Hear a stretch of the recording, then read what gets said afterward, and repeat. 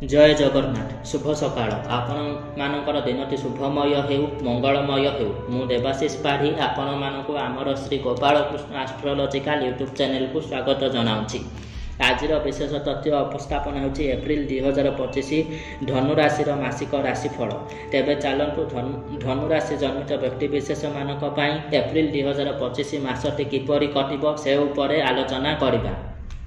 आपण माने जदि अन्य कौनसी भी राशिफल जानिबा चाहूँगी तेबे आम वीडियोर लास्ट रे वीडियो आइकन दिया जाइछि सेही वीडियो आइकन को क्लिक करी जांतु एवं अन्य जेकोसी भी राशि मासिक राशिफल देखंतु। एही मासटी आपण मानक पई बहुत बड़ अपॉर्चुनिटी नहीं आसुछि जेपरिक एही मासरे बहुत गुड़िए ग्रह मानकर राशि परिवर्तन घटिबाकू जाउछि। विशेष कर देवगुरु बृहस्पति जे कि नवग्रह मानक भितर सर्वाधिक शुभफल प्रदानकारी ग्रह से आपणकर षष्ठ भाव सप्तम भाव को आसबे। राशि परिवर्तन हो वृष राशि मिथुन राशि को आसबे एवं आउ जने सर्वाधिक शुभफल प्रदानकारी ग्रह जे होचंती दैत्यगुरु भार्गव शुक्राचार्य बा शुक्र महाग्रह आपणकर चतुर्थ भाव में मीन राशि रे उच्चरे रहुचंती। एही दुईटी जगजगु आपणकर भाग्य रे बहुत बड़ धरणर परिवर्तन आसीबो।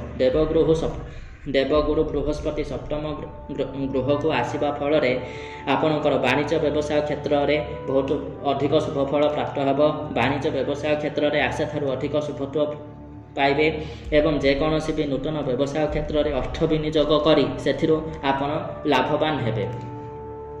अविवाहित पुओ एवं झील मैंने जो मैंने बहुत दिन धरी विवाह बंधन में बांधी हो पार नथिले से माने वर्तमान निजर मनपसंदर जीवनसाथी सहित शुभ बेल लग्न विवाह बंधन में बांधी हेबार सुजोग पाइबे।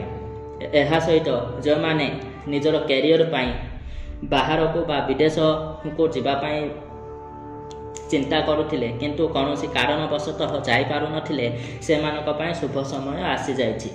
एही समय रे आपण शुभ बेलरे जदि घर बाहरती तेबे विदेश रे जाई बहुत भल भाव सेटेल होई पारिबे एवं एही मासरे आपणकर आयर परिमाण वृद्धि हेब। बहुत दिनर कौनसी आशा जहाँकि पूरण हो पारु नथिला ताहा पूरण हेब। आपणकर बड़ भाई भौणी मानक सहित सुसंपर्क स्थापन हेब। से मानकर कौनसी खुशी खबर आपण पाइबे एवं आपण कौनसी निजर मन मुताबक कौनसी कार्य करिबा पई आपणकर परिवारर समर्थन लाभ करिबे एवं जने ज्ञानी गुणी मेधावी लोक हिसाब से जनमानस परिचित हेबे प्रशंसित मध्य हेबे एवं निजर ज्ञान पाई मेधा शक्ति पाई आपण समस्तंकर दृष्टिर केन्द्रबिंदु पालटिबे। किंतु एही मासरे आपनको अधिक अधिक शारीरिक परिश्रम करने को पड़िबो एवं रहुथिबा स्थान किंबा जन्मस्थान ठारू आखपाख जगह को बारंबार यातायात लगी रहिबो एवं नूतन जानवाहन एही मासरे क्रय करिपारंती। माता तथा मातृतुल्य व्यक्तिविशेष मानक सहित सुसंपर्क स्थापन हेब। मातांकर आशीर्वाद मार्गदर्शन रे आपण अनुप्राणित होई बात चलिबे एवं सही पथरे आगको जाई आपण सफलता अर्जन करिबे।